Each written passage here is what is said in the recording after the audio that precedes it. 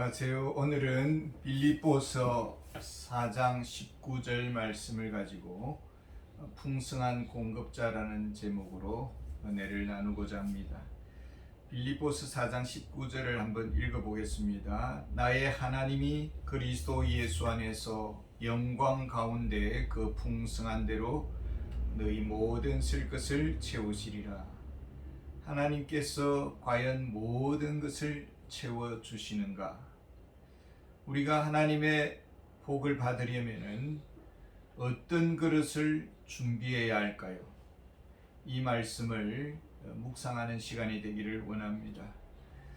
빌립보서 4장 1절 2절 말씀을 보면은 빌립보 교회는 루디아를 통해서 설립되었습니다. 그리고 루디아 다음 세대가 지금 교회의 주축을 이루고 있습니다. 요디아와 순두계라는 두 여성 지도자가 있었습니다. 사도 바울은 주 안에서 같은 마음을 품으라고 권면하고 있습니다. 만나면 도토리 키재기 하는 본성을 가진 우리들입니다. 나이가 얼마인가, 교회 다닌 연수가 얼마인가, 또 집안에 목회자가 얼마나 있느냐, 이런 것으로 신앙의 뿌리 깊음을 인정받으려고 합니다. 교회는 사람 중심의 공동체가 아닙니다. 교회의 머리는 예수 그리스도십니다. 예수님은 십자가의 피로 서로의 담을 허무셨습니다. 그리스도 안에서 우리는 한 가족이요 한 형제입니다. 우리는 하나님의 종들입니다. 하나님의 자녀들입니다.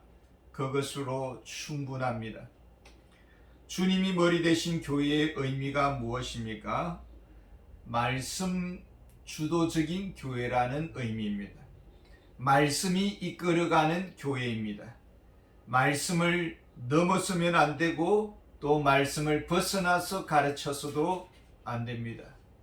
말씀이 가장 높아야 되고 주님이 가장 존중받아야 합니다. 사람이 지나치게 부각되면 안 됩니다. 하나님이 시기하십니다. 하나님은 말씀 중심의 교회라는 그릇 위에 복을 베풀어 주시는 것입니다. 두 번째로 빌립보서 4장 2절 3절 내용을 보면은 교회 안에 두 리더가 갈등을 합니다. 그래서 다들 몸조심을 하고 있습니다. 고래 싸움에 새우 등 터진다는 말이 있습니다. 서로 관망하고 하다 보니 갈등의 골이 깊어져 갑니다. 사도 바울은 장로격인 동료를 향해서 3절에 이렇게 말합니다. 참으로 나와 멍에를 같이 한 내게 구하노니 복음에 나와 함께 힘쓰던 저 여인들을 돕고, 저 여인들은 본래 앙숙 관계가 아니었습니다. 세월이 지나면서 연륜이 높아지면서 교회 안에 중한 직분을 받으면서 힘겨루는 관계로 변하기 시작했습니다. 순수하고 열정적이었던 유오디아, 기도와 전도에만 전념했던 그런 순두계, 이제 변했습니다. 소리가 높아졌습니다. 그런데 사람들은 수수방관하고 있습니다. 괜시리 누구 편을 들 수가 없습니다. 조심스러웠습니다. 강 건너 불구경했습니다. 이 관계의 어려움 앞에 눈치 보기 바빴습니다. 전혀 대책이 없습니다. 수습하려고도 하지 않았습니다. 어느 교회에 보면은 한 부서가 잘 성장하지 아니하고 문제가 많습니다. 그리고 점점 약해져 갑니다. 그러면은 그 교회는 교역자를 바꾸거나 담당자를 문책하지 않는다고 합니다.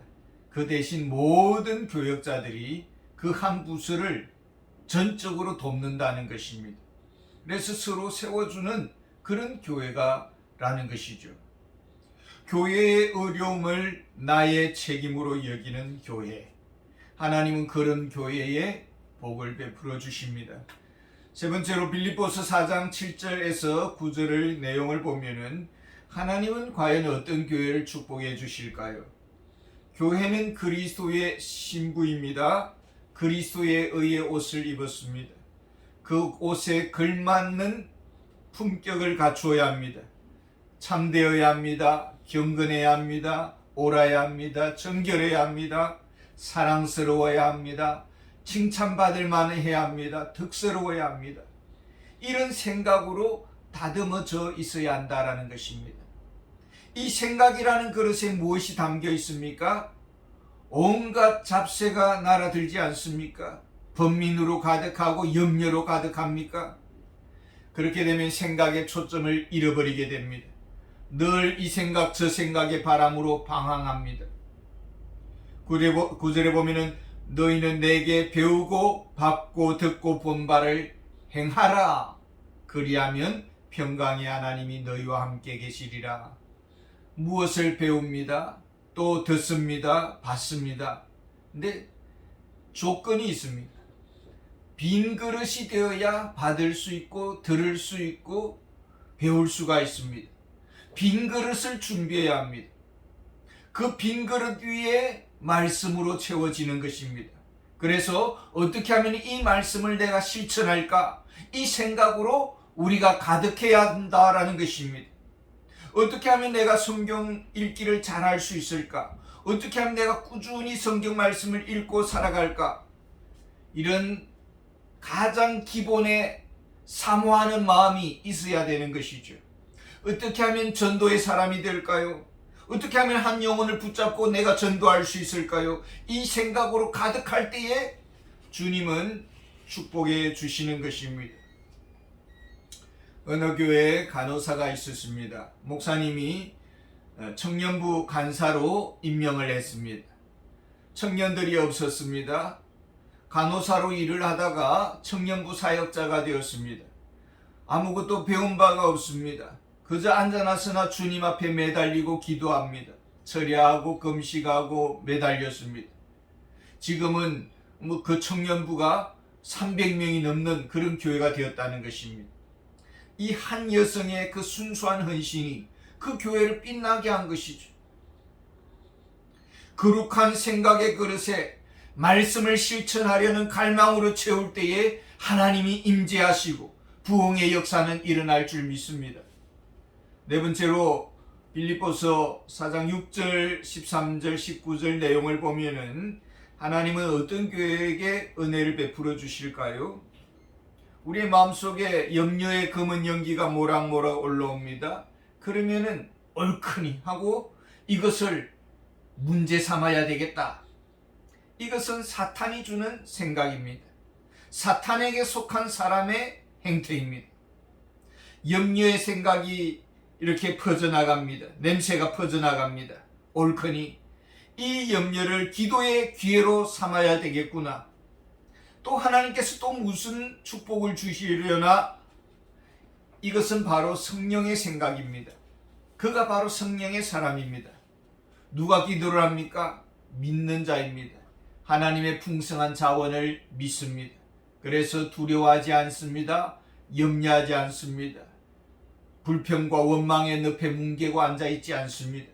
하나님의 사랑을 믿고 하나님이 도와주실 것을 믿습니다. 그리고 기도합니다. 염려를 변화의 기회로 삼습니다. 하나님이 나를 변화시키려고 이런 무거운 염려의 돌덩어리를 보여주시는구나. 그리고 회개하는 마음으로 마음속의 나쁜 생각들을 씻어내는 것입니다. 그리고 말씀과 기도로 우리의 생각의 그릇을 새롭게 채워나가는 것입니다.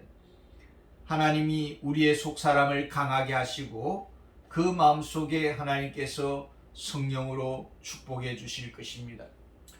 기도는 복의 열쇠입니다. 무릎 꿇는 교회에 하나님께서 부흥의 은혜를 주십니다. 다섯 번째로 빌립보서 4장 5절과 18절 내용을 보면은 바울이 로마 감옥에 있습니다. 이제 사형 선고를 받았습니다. 곧 있으면 세상을 하직할 그런 시점입니다. 다른 교회들은 그저 강 건너 불구경하고 있습니다. 그러나 빌립보 교회는 달랐습니다. 바울 사도는 곧 떠날 그런 사역자이니까 내팽개치지 않았습니다. 어머니의 마음으로 바라보고 어떻게 하면 그 부족함을 채워줄까? 어떻게 하면 도와줄까? 관심을 가지고 그 필요에 눈여겨 보았습니다. 바울의 괴로움을 교회의 괴로움으로 받아들였습니다.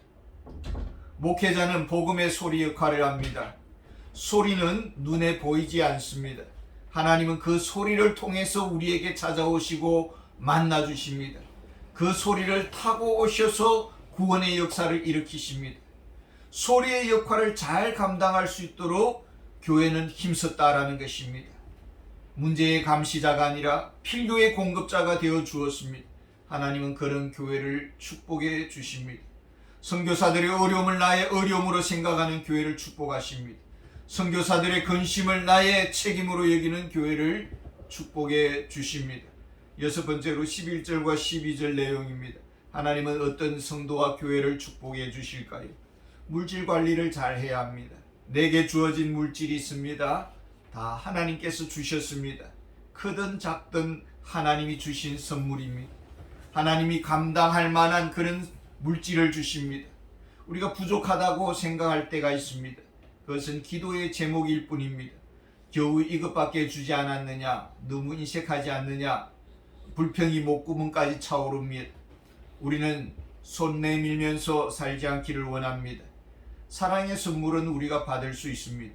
그런데 억지로 달라고 손 내미는 일은 없어야 합니다. 모자라면 모자라는 대로 살 것입니다. 바울은 그 비결을 알았습니다. 교회들마다 도움의 그 편지를 이렇게 보내지 않았습니다. 주시면 우리가 감사히 받고, 그런 교회를 하나님은 축복해 주시고 그런 성도를 축복해 주십니다. 주지 않는 교회를 바울은 비방하지 않았습니다.